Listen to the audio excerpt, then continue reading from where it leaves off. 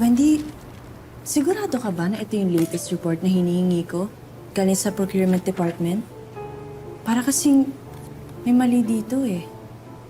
Mas lalong tumataas yung mga supplies natin.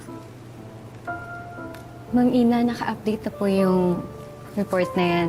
Tapos yung naka-signature po dyan is yung bagong procurement head, si Sir Dindo Castillo po. Yes, attorney. Yes. Mamaya pa po yung meeting natin.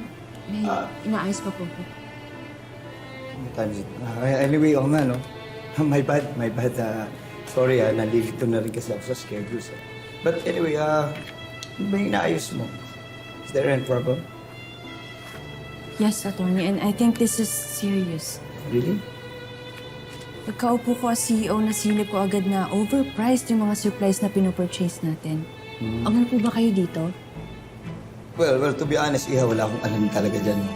And as far as I know, si Ma'am Oria, sa kanya lahat tumadaan yan. And I don't see anything wrong about that.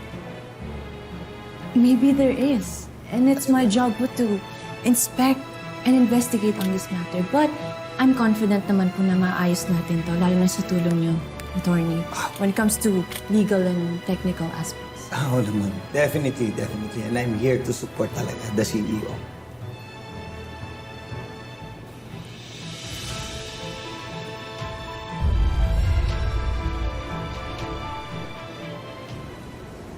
Mag-iimbestiga daw si Ina doon sa department mo.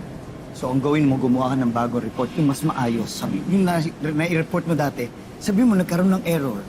Okay? Para mas maayos yung transaction. Okay. I hope you can back me up also. Alam mo na, kung sakasakali lang, paano kung mabuking nila na magkasapat pala tayo at ma-discover nila yung ating dummy account?